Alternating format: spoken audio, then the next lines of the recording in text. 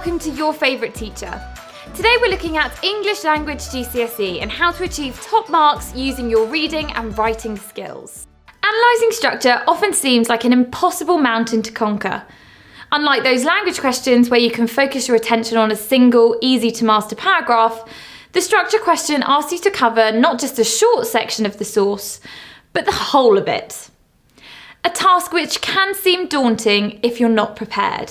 In this video, we'll cover how to break down that whole text into smaller, more manageable chunks. With the 10 steps that we looked at last time, this will remove all the mystery of analysing structure. If you're not quite familiar on the requirements of question 3 or want more help on what we mean by structure, go and watch that last video. For now though, we're going to go over those key basic steps and a few unique ones on how to tackle the structure of the whole source easily. It's important that when reading the text, you try and break the source down into 3 parts: beginning, middle and end. In the easiest possible terms, think of the beginning as the starting point of the text.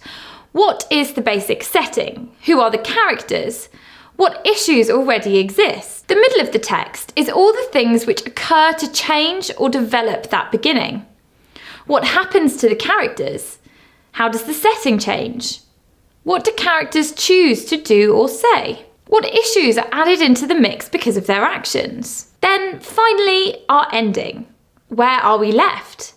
After the characters have spoken, acted, and their issues have been confronted, what do we now have? By the ending, it's important to think about how much has changed since the beginning of the text.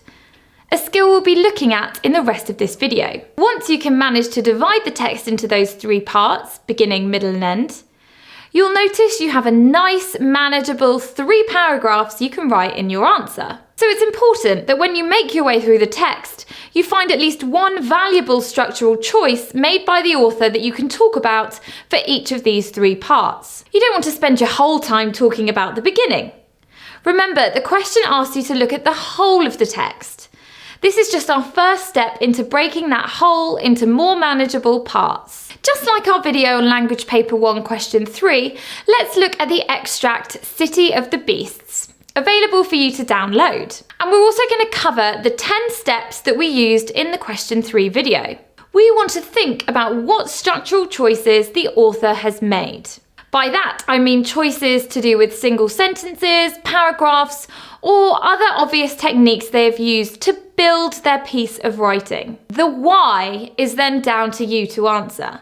Why is this choice effective or interesting to readers? It might be good for you, when the extract is in front of you in the exam, to draw 3 boxes around the paragraphs in order to chunk the text into the 3 sections, so that you're clear what you need to focus on when you're analysing them. Let's look at this extract then.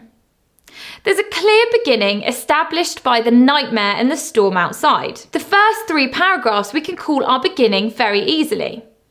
So question 1, what is the writer focusing my attention on at the start of the text? Anything from Alex being suddenly awakened, the frightening nightmare, or the horrible weather outside would be a wise choice for the author's focus. Number 2, how's the focus made clear for us? A good way to analyse the focus created at the beginning is to look at the very first sentence. In this case, our first sentence makes Alex's sense of fear very apparent right away. It's also used to focus the weather. It's also used to focus on the weather at the beginning of the text, because sometimes by setting the scene, the author is just trying to tell us more about what it's like outside. In this case, describing the setting in the first 3 paragraphs and how similar it is to the nightmare seems to be an important choice. So when looking to how we could answer a question like this, refer to specific sentences or paragraphs. In this case, we mentioned the first sentence, or the first 3 paragraphs. By describing exactly what the author did, putting the information in these specific paragraphs and sentences, we can show we know how the author wants us to focus on Alex's fear, his nightmare, or the terrible weather outside.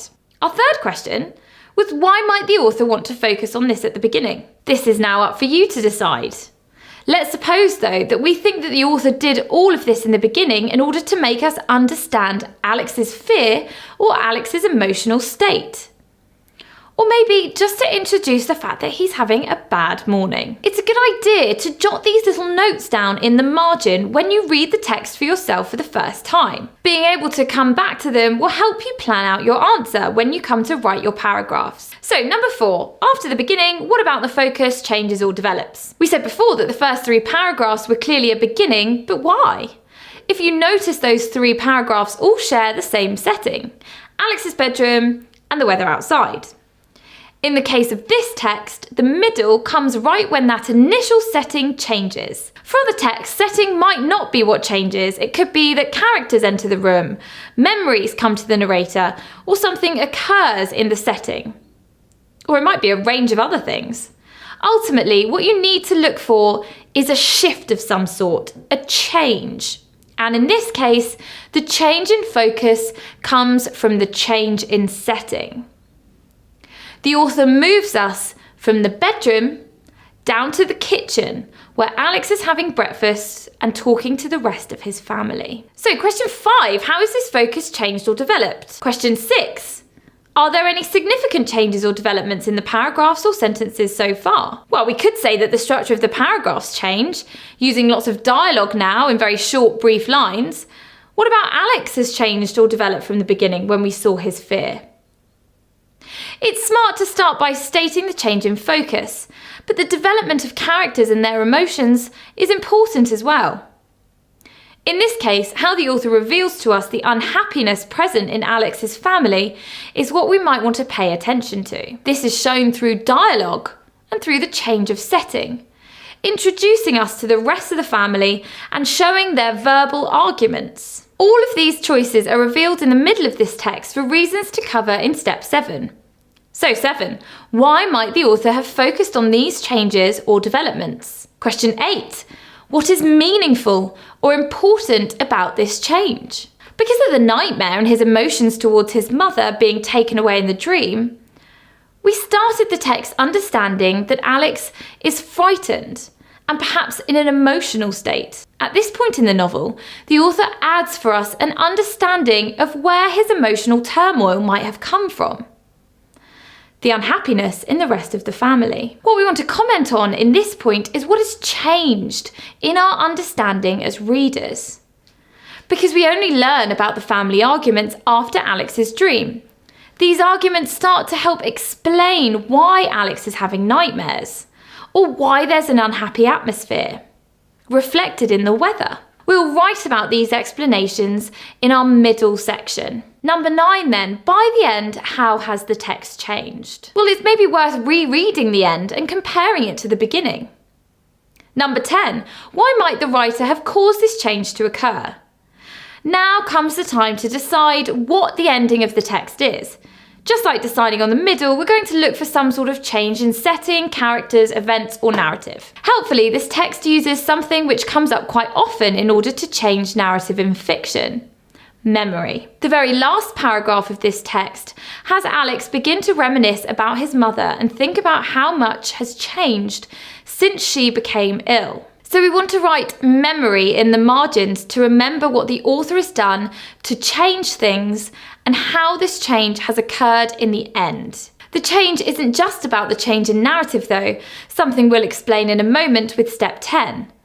Why might the writer have caused this change to occur? In this step, we want to ask ourselves, why has the author used this memory? What does it reveal for us in the end that we didn't know in the beginning? So thinking back to the beginning and the middle, why has this ending been the way that it is? Think back to the beginning and the middle, so that you can think about how the ending might change from what you understood before. Just like we looked at the arguments in the family as an explanation for why Alex is in a bad mood, we want to do the same for the ending. For example, by this point the author clearly shows us how much Alex misses his mother because of the fact that he's recalling those beautiful memories. However, the author also leaves us with a lasting image of Alex's mother, the only image we ever get of her in the whole text.